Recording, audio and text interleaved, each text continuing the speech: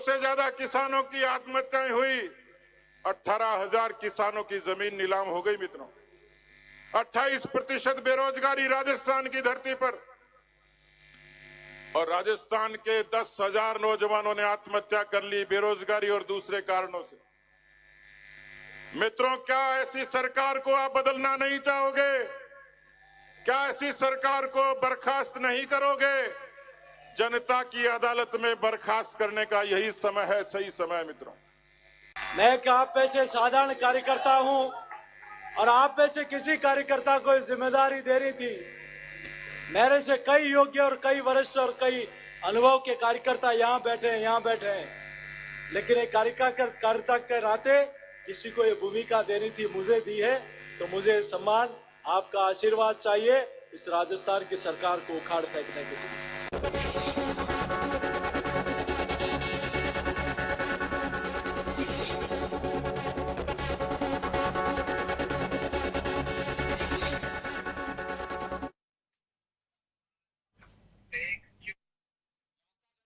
आपका मैं हूं योगेंद्र, आप देख रहे हैं खास खबर। खास खबर में हम बात करेंगे भाजपा के प्रदेश अध्यक्ष सीपी जोशी के कार्यभार ग्रहण करने की। सांसद सीपी जोशी भाजपा के एक कार्यकर्ता के रूप में अपनी पारी शुरू की और प्रदेश अध्यक्ष तक का सफर तय किया। उनके कार्यभार ग्रहण करने के वक्त पूरे प्रदेश भर से भाजपा कार्यकर्ता यहां पे जुटे और मंच पर पूर्व प्रदेश अध्यक्ष भी ज्यादातर रहे, सांसद, केंद्रीय मंत्री, पार्टी के दिग्गज पदाधिकारी सहित काफी लोग मौजूद रहे। पूरे दूर दराज से सभी जगह से कार्यकर्ताओं को बुलाया गया था और कार्यकर्ता बड़ी संख्या में पहुंचे भी। जोश और जुनून का अंदाजा आप इससे लगा सकते हैं। लगभग 3 घंटे विलंब से कार्यक्रम चलता रहा और बड़ी संख्या में कार्यकर्ता अपने नेता को देखने के लिए धैर्यपूर्वक तरीके से बैठे रहे। काफी गहमा गहमी रही, जैसे पंडाल छोटा पड़ रहा हो। चुनावी साल है, ऐसी भीड़ भाजपा और कांग्रेस के लिए अपेक्षित भीड़ है और क्योंकि चुनाव का जब वक्त होता है तो एक अपनी कैपेसिटी भी दिखाने का एक वक्त होता है कि मैं इतने कार्यकर्ताओं को साथ लेकर के आया हूं, मेरी ये भीड़ है, वो भी एक बड़ा मायने रखती है। हालांकि सरदार पटेल मार्ग उन कई नेताओं का पदभार ग्रहण का साक्षी रहा है, जिसमें चाहे ओम प्रकाश माथुर हो या वसुंधरा राजे हो, अरुण चतुर्वेदी हो, सतीश पूनिया हो, तमाम नेताओं के कार्यभार ग्रहण करने का साक्षी रहा है। तो चलिए, हमारे सहयोगी दशरथ सिंह इस वक्त हमारे साथ में जुड़े हुए हैं। दशरथ, पूरा वक्त देखा हम लोगों ने, वहां पे खड़े होकर के भी काफी जोश रहा। दिल्ली से जयपुर आते वक्त जगह जगह पर उनका स्वागत किया गया और यही एक वजह रही कि वहां तक पहुंचने में भी उन्हें काफी समय लगा।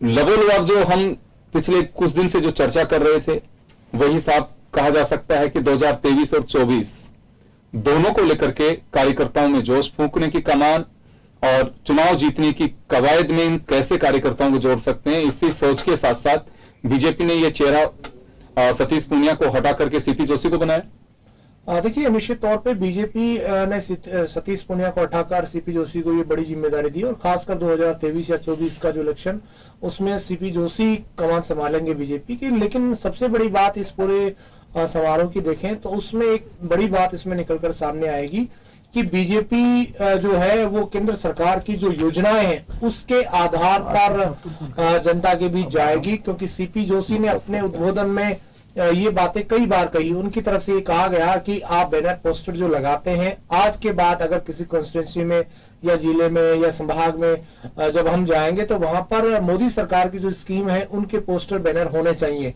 यानी कि लोगों को पता होना चाहिए कि मोदी सरकार ने लोगों के लिए क्या किया है, चाहे वो मकान बनाने का मामला हो, चाहे घरेलू गैस सिलेंडर देने की बात हो या अन्य स्कीम की बात हो। तो इस पूरे मंच को अगर आप देखें तो एक एकजुटता का संदेश देने की कोशिश बीजेपी की तरफ से की गई कि बीजेपी में सब कुछ ठीक ठाक और तमाम नेता एक मंच पर नजर आए। हालांकि वसुंधरा राजे नहीं थी, लेकिन उनका पहले से प्रस्तावित कार्यक्रम दतिया में था, उनके पुत्र वहां पर जरूर मौजूद थे और तमाम नेताओं ने वसुंधरा राजे को भी याद किया। और इसी के चलते आने वाला जो वक्त है वो बीजेपी के लिए काफी मायने रखता है 2023, क्योंकि 2023 में इसी साल चुनाव होने हैं और इस समय राजस्थान में कांग्रेस की सरकार है। कांग्रेस सरकार की जो फ्लैगशिप योजनाओं है उसको कैसे पाट पाना है या कैसे जनता के बीच एक ऐसा मैसेज दिया जाए जिससे सरकार रिपीट नहीं हो गहलोत सरकार और बीजेपी को एक बार चांस मिले। इन तमाम बातों को लेकर एक कह सकते हैं एकजुटता का मैसेज, साथ ही केंद्र सरकार की जो योजनाएं हैं उसके आधार पर कहीं ना कहीं इस बार बीजेपी 2023 के चुनाव में जनता के बीच जाएगी। बिल्कुल एक बड़ी कवायद बीजेपी की कही जा सकती है कि बड़ा प्रयोग बीजेपी ने किया है, एक बड़ा रिस्क बीजेपी ने लिया है, क्योंकि यहां यूं देखें अगर हम सोशल इंजीनियरिंग की अगर बात की जाए तो जाट समाज का एक बड़ा राजनीतिक दबदबा भी है और वोटिंग परसेंटेज भी है, मूल ओबीसी की जड़ में है और जो ओबीसी का जिक्र लगातार बीजेपी कर रही है राहुल गांधी के बयान को लेकर के कि ओबीसी का अपमान है, उस तरह से भी देखने का एक ऐसे वक्त बीजेपी ने एक बड़ा रिस्क उठाया है। और दूसरी तरफ ये कहा जा रहा है कि हाल ही जो ब्राह्मण समाज की पंचायत रही, ब्राह्मण महापंचायत, उसमें उससे पहले ही तय हो चुका था कि सीपी जोशी को प्रदेश अध्यक्ष बनाया जाना है, लेकिन एक उचित समय और अवसर का इंतजार था, शायद उसे बनाने की पूरी कोशिश की जा रही है। लेकिन अब ये देखने वाली बात होगी कि सीपी जोशी अपनी कौम को कितना डाइवर्ट कर पाते हैं वोट में। सतीश पुनिया मौजूद रहे, एक दूसरे के लिए जब अरुण सिंह कह रहे थे तो कार्यकर्ताओं को भरोसा दिलाया गया कि जो सतीश पुनिया दो बार एक क्षेत्र को नाप चुके हैं उस कवायद को आगे बढ़ाएंगे और 2023 और 24 जो बीजेपी के लिए, राजस्थान के लिए महत्वपूर्ण है, उस काम को आगे लेकर के जाएंगे। तो दर्शक यहाँ पे ये साफ कहा जा सकता है कि जो कवायद है वो तो तय है। एक ऐसे वक्त रिस्क लिया है बीजेपी ने जब सतीश पूनिया को भरोसा दिला दिया गया था कुछ नेताओं की ओर से कि सतीश पूनिया चेहरा होंगे, और वो खुद भी कह रहे थे, अरुण सिंह ने भी कहा एक बार, तो एक रिस्क फैक्ट्री कहेंगे इसको। और कुछ ना कुछ अमित शाह, नरेंद्र मोदी, जेपी नड्डा, उनकी जो तिकड़ी है ऊपर, यानी कि पार्टी की लीडरशिप है, उन्होंने कुछ सोच समझ के ही तय किया होगा। ये समारोह, ये फंक्शन इस तरह से होना, प्रदेश भर से कार्यकर्ताओं को बुलाना, एक कार्यकर्ताओं में जोश फूकने की कवायद कहीं से। देखिए, निश्चित तौर पे सीपी जोशी का जो चयन हुआ है और खास तौर पे उनको जिम्मेदारी दी गई है, निश्चित तौर पे बड़ी एक रिसर्च हुई होगी सीपी जोशी को लेकर या वोट बैंक को लेकर कि राजस्थान में जब कांग्रेस के सामने टक्कर देनी है तो सतीश पुनिया वो चेहरा नहीं होंगे जो कहीं ना कहीं टक्कर दे पाएंगे। क्योंकि हाल ही के प्रदर्शन के दौरान बात करें जो कांग्रेस खिलाफ, सरकार के खिलाफ जो हुए थे, उसमें सतीश पुनिया को छोड़कर दूसरे नेता उनसे आगे थे, किरोड़ीलाल मीणा उसमें एक आगे थे। और सबसे बड़ा फैक्टर ये भी माना जा रहा है कि सतीश पुनिया और वसुंधरा राजे के बीच जो खाई थी वो भी कहीं ना कहीं गहरी होती जा रही थी, तो उसको भी पाटने का काम जो है वो केंद्रीय जो आलाकमान है बीजेपी का उसने किया था।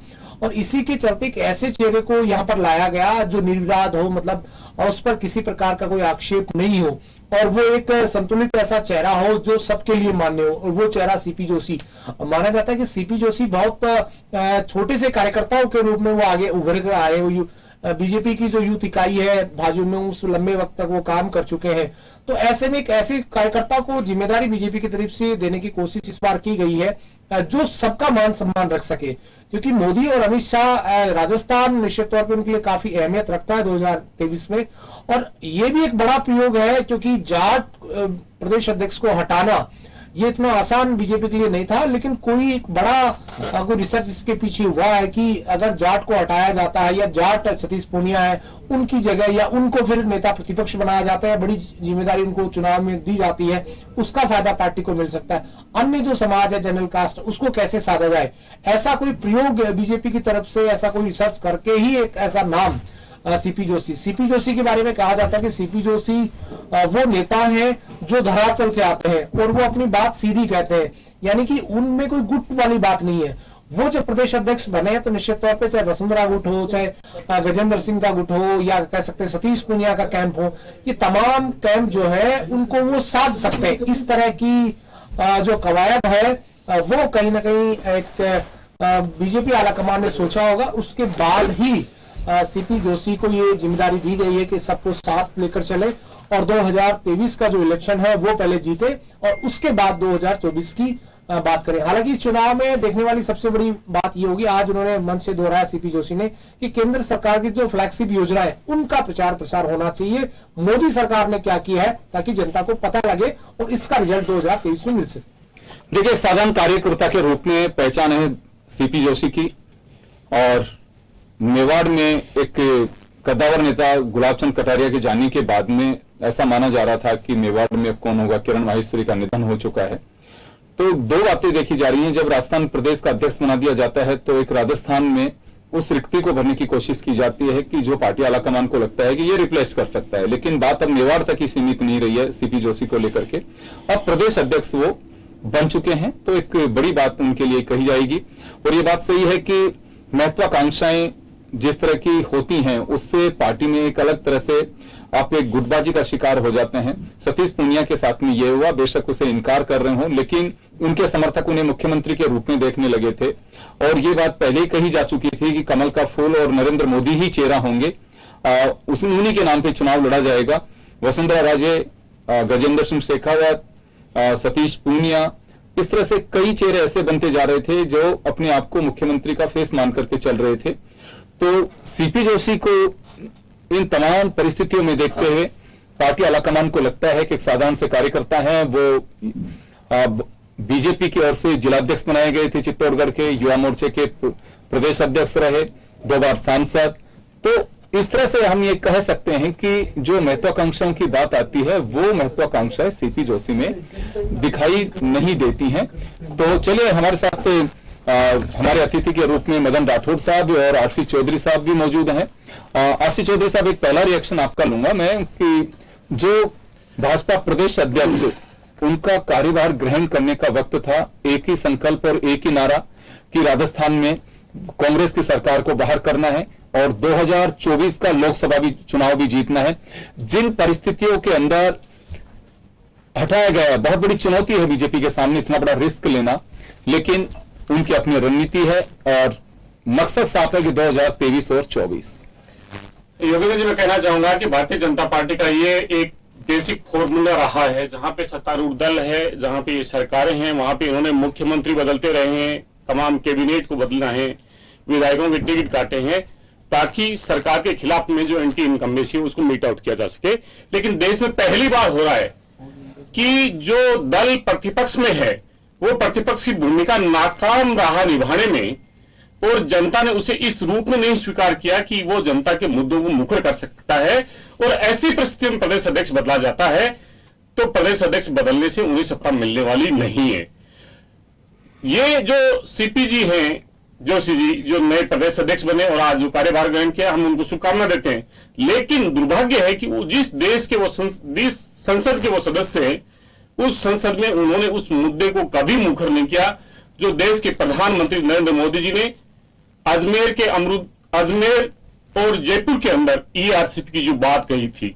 आज 13 जिले उस देश के प्रधानमंत्री के मुद्दे की तरफ देख रहे हैं। भारतीय जनता पार्टी के ये जो सांसद हैं, उस राजस्थान की जनता के मुद्दों को मुखर नहीं किया जो प्राथमिकता के तौर पे होना चाहिए था। जब हमारा जीएसटी का पैसा केंद्र की सरकार में रुका, उन्होंने कभी राजस्थान के हित में उस आवाज को मुखर नहीं किया। जब 3 काले कानून किसानों पे लादे गए अध्यादेश के माध्यम से, राजस्थान सबसे बड़ा किसान और कृषि प्रधान देश है, उसकी आवाज को उन्होंने कभी मुखर नहीं किया कि आखिर क्यों थोपा जा रहा है, आखिर वो किस मुंह से जाएंगे। और मुझे तो हद से आता है, जेपी नड्डा जी भी कह रहे थे कि राहुल गांधी जी ने ओबीसी का अपमान किया है इसलिए उन्हें माफी मांगनी चाहिए। अरे ओबीसी का अध्यक्ष था यहाँ पे, 3.5 साल रहा, किसान का बेटा था, और भारतीय जनता पार्टी के ही राष्ट्रीय जो महासचिव और प्रभारी राजस्थान है अरुण सिंह जी, उन्होंने कहा कि इन्हीं के नेतृत्व में चुनाव लड़ा जाएगा, और आज आपने उनको हटा दिया। तो इसका मतलब योगेंद्र जी ये तय है कि भारतीय जनता पार्टी में जो फैसले होते हैं वो 2 लोगों की व्यक्तिवादी पूजा करने से होते हैं। और मैं बड़ी निष्ठा और जिम्मेदारी के साथ में यह वक्तव्य दे रहा हूं, क्योंकि किसी भी व्यक्ति पे अनगढ़ आरोप लगाना ठीक नहीं है। और ये देखिए, जो जे शर्मा जी आए हैं, क्या कह रहे हैं, भगवान राम बता रहे हैं नरेंद्र मोदी जी को, ये संसद के अंदर ये बोल रहे हैं, त्रेता युग में राम बता रहे हैं, राम का अपमान कर रहे हैं, उन करोड़ों भक्तों की आस्था पे ठेस पहुंचा रहे हैं कि एक व्यक्ति की तुलना मर्यादा पुरुषोत्तम राम से किया जाए, और देश के राष्ट्रपति को सबरी बता रहे हैं। आखिर ये किस प्रकार से उस संवाद में जाएंगे, SC/ST के जिस संवाद का दम बते उसमें कैसे जाएंगे। इसलिए चलिए, बड़ी महत्वपूर्ण बातें हैं कि किस प्रकार से। बिल्कुल, मैं जवाब दिलवाता हूं आपको। राठौड़ साहब आपके पास आना चाहूंगा। जो कुछ अपेक्षित था कि बिल्कुल मन से वही जुबानी हमले होंगे और सरकार राजस्थान की टारगेट होगी, इसमें कहीं कोई संदेह नहीं। देखिए चुनावी साल है, चुनावी रणनीति है, उसी का एक हिस्सा है। अगर कांग्रेस भी अगर कुछ इस तरह की कवायद करती है तो निश्चित रूप से नरेंद्र मोदी उनके निशाने पे होंगे। चुनावी साल में राजनीति में प्रयोग के साथ साथ रिजल्ट कैसे किस तरह से मिल सकता है उस पर फोकस किया जाता है, तो कोई बड़ी बात नहीं है, ये अपेक्षित थी। लेकिन एक बड़ा रिस्क माना जा रहा है कि चुनाव के वक्त सतीश पूनिया को हटाया जाना और उसके बाद में सीपी जोशी को बनाया जाना, तो पार्टी में क्या कुछ सोच है इसको लेके? देखिए, हमारी पार्टी कैडर बेस्ड पार्टी है। ये चौधरी साहब बौखला गए जब हमने एक्सपेरिमेंट किया, गुजरात में किया तो रिजल्ट लाके दिया, और ऐसा रिजल्ट लाके दिया कि जो आज तक नहीं हुआ, उससे बढ़िया बेहतर रिजल्ट लाके दिया। ये तो कहीं भी नहीं आए, मतलब इनकी गिनती नहीं है कि ये स्कॉर्पियो में बैठने लायक भी इनके पास सीटें नहीं रही। ये स्थिति गुजरात में हुई। हमने कई बार बदलते हैं, हम कार्यकर्ता बदलते रहते हैं, उसमें कोई दिक्कत की बात नहीं है। कार्यकर्ता को जिस मोर्चे पर लगाया जाता है वहां पर वो कार्यकर्ता और एक सिपाही के नाते काम करके और रिजल्ट देता है।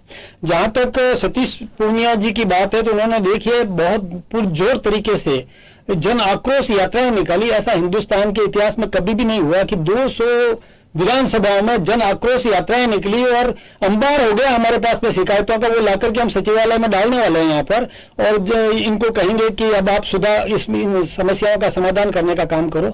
एक बात और देखिए, ये चौधरी साहब और कांग्रेस के लोग घबरा इसलिए गए कि सतीश, ये जो अभी सीपी जोशी जी ने जो बात कही कि अब कोई होर्डिंग नहीं लगेगा, होर्डिंग लगेगा तो केंद्र सरकार की विकास की योजनाओं के लगेगा, कोई भी फोटो किसी का नहीं लगेगा, नारा मेरा बिल्कुल नहीं लगना चाहिए। मैं कसम दिला सकता हूं यदि मेरा नारा लगाया तो मुझे मरा हुआ देखेंगे। यानी इस प्रकार इन्हें व्यक्ति पूजा बिल्कुल नहीं, यानी इस प्रकार की बात ये एक ऐसा समर्पित कार्यकर्ता ही कह सकता है कि यदि नारा लगेगा तो देश के वरिष्ठ नेताओं का लगेगा।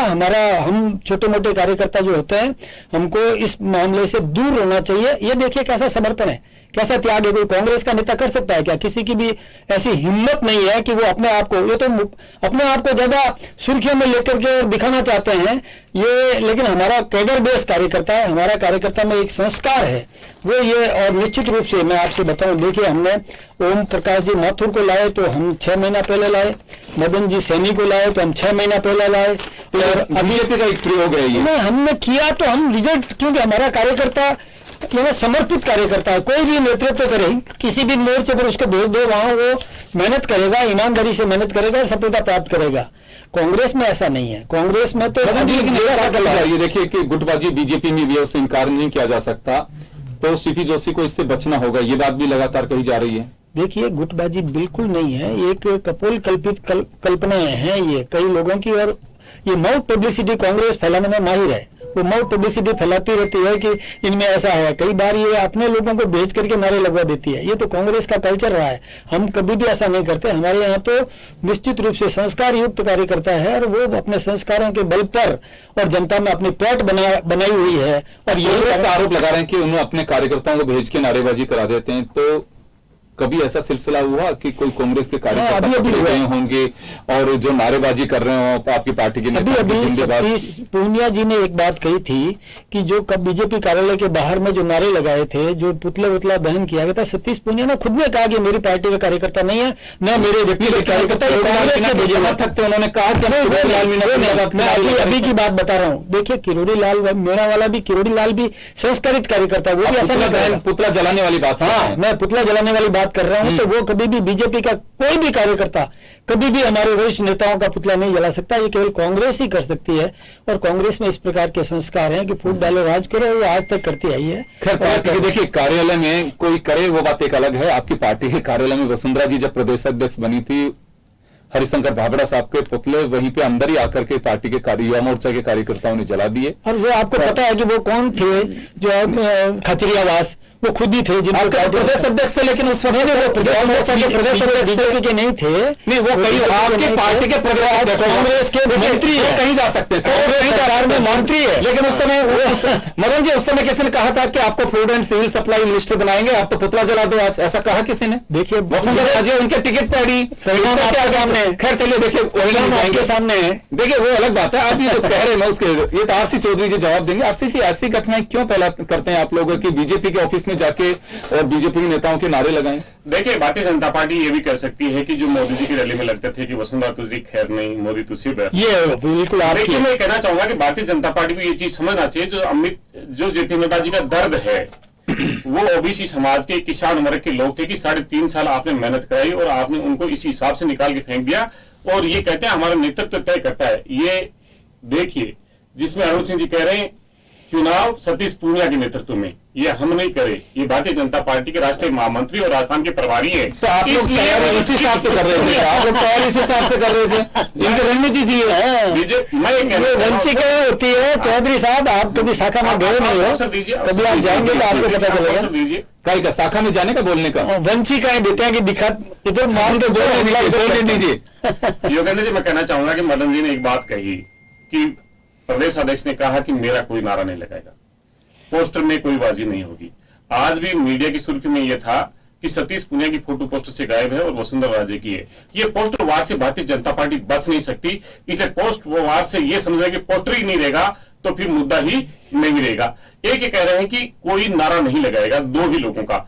इसलिए राजस्थान के अंदर अशोक गहलोत का नाम इतना बड़ा हो गया कि भारतीय जनता पार्टी को उनके सामने खड़ा होने के लिए नरेंद्र मोदी जी के अलावा कोई विकल्प नहीं बच रहा कि सिर्फ ये अशोक गहलोत वर्सेज मोदी से चुनाव हो जाए तो राजस्थान की जनता क्या तय करेगी, ये राजस्थान की जनता बता देगी कि गुजरात में जो देश का प्रधानमंत्री गुजराती अस्मिता के आधार पर चुनाव लड़ता है, योजनाओं के आधार पर नहीं लड़ता है, और राजस्थान की जनता को ठगते हैं, और चुनावी जब वर्ष आता है तब वादे करते हैं। 2018 का कोई नहीं भूला है, आपने चीख चीख के कहा था, 13 जिलों का नाम लिया था, ईआरसीपी की घोषणा की थी, क्या हुआ? जो पेट्रोल और डीजल पे जो एक्साइज ड्यूटी के अंदर स्टेट का हिस्सा होता था 76,035 करोड़ रुपए का हमें इस राजस्थान को रेवेन्यू मिलना था, उसके ऊपर 25 सांसद एक दिन नहीं बोले, क्योंकि की सरकार के सामने और इनके सामने कोई राजस्थान की जनता की आवाज नहीं उठा सकता। इसलिए राजस्थान की 8 करोड़ जनता किसी व्यक्ति की बंधक नहीं हो सकती। ये राजस्थान की जनता देश में नजीर पेश करेगी, और राजस्थान सरकार की जो योजनाएं हैं एशिया महाद्वीप में नहीं, अफ्रीका महाद्वीप में नहीं, दुनिया में चर्चा होती है। राजस्थान के स्वास्थ्य का जो मॉडल है वो विदेशों की सरकारें यहां पे आ रही है और उसको बारे में जानना चाह रही हैं। राजस्थान सरकार की जो योजनाएं हैं, जो इनके मंत्री ये कहते हैं पैसा कहां से लाओगे, पैसा कहां से लाओगे, इन्हें पता होना चाहिए कि राजस्थान सरकार का जो जीडीपी में ग्रोथ थी वो 11.84% थी, जो केंद्र सरकार नहीं कर पाए। ये जादू का पिटारा अशोक गहलोत और कांग्रेस की सरकार जानती है। 8 करोड़ जनता के चेहरे पे कैसे खुशहाली दी जा सकती है, राजधानी की जनता जानती है। लेकिन भारतीय जनता पार्टी का एजेंडा विभाजन का रहा है, और वो विभाजन का एजेंडा भारतीय जनता पार्टी के खुद के घर में घुस गया है, और भारतीय जनता पार्टी के नेता इस बात को लगाते रहे, आरोप और प्रत्यारोप चलता रहा है।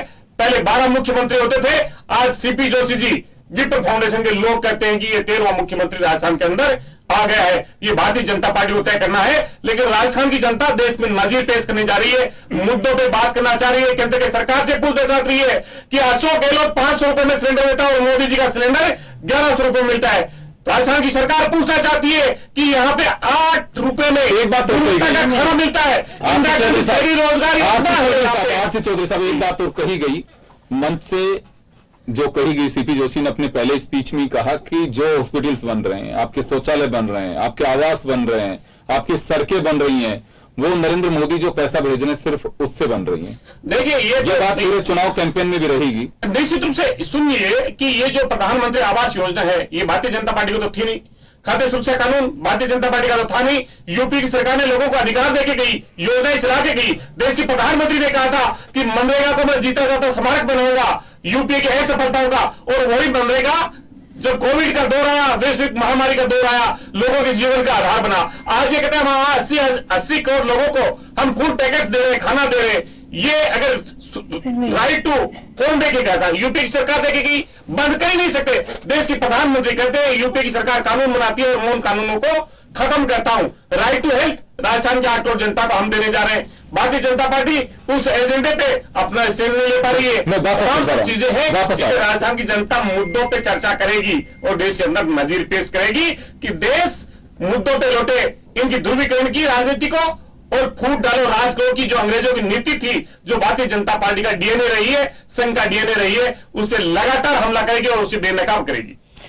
जी मदन जी, आपने सुना? मैंने सुना, ये अनर्गल बातें बोलते जा रहे हैं जो विषयांतर होते जा रहे हैं। कब ईआरसीपी की बात करते हैं, इनको पता ही नहीं। कभी भाषण मैंने, आप क्या भाषण दिखाओगे? मुझे पता है आप गलत बात बोलते हैं। उन्होंने कहा इस पर गंभीरता से चिंतन किया जाएगा। आप उसको नहीं, गलत बात बोलते हो आप हमेशा। और बीच में व्यवधान मत करो। आपको सुनने की ताकत रखो। आपके पास सुनते तो हो नहीं, केवल चिल्लाए जा रहे हो। चिल्लाए जाने से नहीं होता है। इस प्रकार की बातें मत करो फालतू की। और जब मैंने कहा कि फूट डालो राज करो, तो ये पकड़ने लग गए इसी प्रकार का। इनमें कितनी पार्टियां हैं? आप हमारे इतने नेताओं के नाम गिना रहे हैं। अभी तो कह रहे थे, यानी ये कैसे कॉन्ट्रडिक्शन बोल रहे हैं। एक तरफ तो कह रहे थे इनके पास नेता नहीं है, केवल 2 नेताओं को लेकर के चुनाव लड़ रहे हैं। एक तरफ कह रहे हैं कि 13 नेता हो गए, 12 नेता हो गए। अरे योग्यता होना कम बात है क्या? योग्यता होनी चाहिए ना, इसके बराबर की स्थिति होनी चाहिए ना। ले आपके पास है काम, आप ले लो करके अशोक गलत कर रहे हो। बेचारे सचिन पायलट की ऐसी दुर्गति कर दी आपने, और आप क्या कर रहे हो? कुछ नहीं है आपके पास में, कहने के लिए कोई मुद्दा नहीं है। ये फालतू की बातें, खरोल करके बातें करने से कुछ नहीं होता, और चिल्लाने से नहीं होता, बीच में व्यवधान डालने से नहीं होता। सुनने की ताकत भी होनी चाहिए। जब अनर्गल बोले जा रहे हो, विषयांतर होते जा रहे हो, और दुनिया भर की बातें ले आए। कहाँ डीजल और पेट्रोल की बातें ले आए? अरे कहाँ पेट्रोल में राजस्थान में सबसे ज्यादा महंगा है, और यहाँ पर क्या पूछोगे आप केवल पूछते हो। तो ऐसे काम नहीं चलता, चिल्लाने से काम नहीं चलता। धरातल पे आना पड़ता है, रिजल्ट देना पड़ता है। और क्यों नहीं, गैस कितना बढ़ा दिया और खा रहे हो जनता को। और कोरोना का जवाब आपने किया क्या था? कोरोना कुछ नहीं किया। देखो चिल्ला रहे हो, आप केवल चिल्ला रहे हो। केवल चिल्लाने से काम नहीं चलेगा, केवल चिल्लाने से काम नहीं चलता। सुन नहीं रहे हो। अरे जनता देख रही है, थू करेगी आप पर, थू करेगी। बीच में चिल्लाते जाएगा, बोलने नहीं दे रहे किसी अपनी बात को रखने नहीं दे रहे।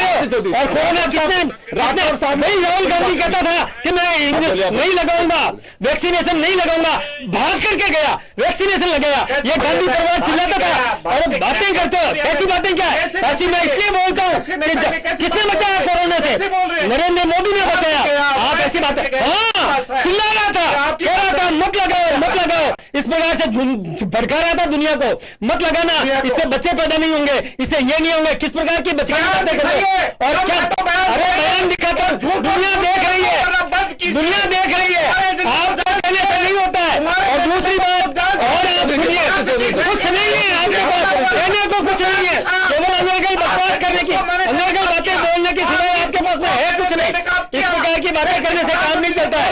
जनता के बीच में आओ। इस जनता जानती है कि कोरोना से बचाव किसने किया, कोरोना के समय में किसने राहत दी है, ये जनता जानती है। अभी केवल घोषणाएं करने से नहीं होता है। आरसी चौधरी जी एक बात सुनिए, केवल घोषणाएं करने से नहीं होता है। राठौर साहब को अपनी पूरी बात करनी, मेरी बात करने के लिए तो सही, आरोप लगा रहे तो सही। एक बार मुझे बोलने का मौका दिया है, मैं चुपचाप सुन रहा था। आपकी फालतू की बातें सुन रहा था, मैं फालतू की बातें मैं सुन रहा था। अब मेरी बात आई है, मैं बात कर रहा हूं, उस बात को सुनिए। आपने ऐसी घोषणाएं करी, जाते जाते ऐसी घोषणा करनी थी 2 साल पहले करते तो पता चल जाता, धरातल पर कुछ होता। अब करने के लिए कुछ नहीं है। आने वाली सरकार बिकतेगी, दे बात नहीं खर्ची, 1.5 लाख को ले 2 लाख, ले 5 लाख, इसमें इतना दे दिया, 25 लाख कर दिया। और इसमें जी, इसमें इस प्रकार चिकित्सा ने ये कर दिया। अरे आपके समय में आप उसको वेंटिलेटर का उपयोग नहीं कर पाए, वेंटिलेटर किराए पे दे दिया आप लोगों ने। क्या भ्रष्ट सरकार आपकी रही है? जनता उखाड़ फेंकेगी एक तरफ, कुछ भी नहीं है। अरे कुछ नहीं किया करने के लिए, आपके पास में कुछ नहीं है, कुछ नहीं, केवल कपोल करके बातें करना जानते हो, इससे ज्यादा कुछ नहीं जानते। और किसी की बात को रोकना, मैं सोचता हूँ इससे ज्यादा घटिया बात कुछ हो नहीं सकती। किसी की बात को सुनने नहीं देना, ये इससे ज्यादा घटिया बात नहीं हो सकती। कांग्रेस कल्चर है, ये कांग्रेस कल्चर है कि दूसरे को बोलने नहीं देते, दूसरे को अपनी बात रखने नहीं देते।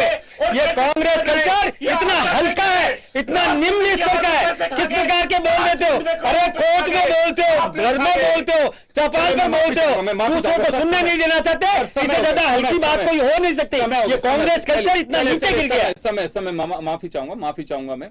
तो खैर चलिए, ये बिगनिंग है सीपी जोशी की नई पारी, सांसद के साथ साथ पहले जिला अध्यक्ष, फिर युवा मोर्चा के प्रदेश अध्यक्ष और एक बीजेपी के प्रदेश अध्यक्ष। ऐसे वक्त प्रदेश अध्यक्ष बनाया गया उन्हें जब राजस्थान में 2023 में विधानसभा के चुनाव होंगे। और बीजेपी के लिए, जैसे मदन राठौड़ साहब ने कहा, कि नया प्रयोग नहीं है, इससे पहले भी चुनावी साल में अध्यक्ष बनते रहे, बनाते रहे हैं। खैर देखना होगा कि अब 2 मिनट जिन बातों को लेकर के गेट से निकल के पार्टी अलाकामन ने सोचा है, उस कवायद, उस रणनीति के तहत वो कितने कारगर साबित होंगे, ये देखने वाली बात होगी। ये तो वक्त बताएगा कि असर कितना हो पाता है। चलिए, बहुत बहुत शुक्रिया आप सभी का। खास खबर में इतना ही, दीजिए इजाजत। नमस्कार।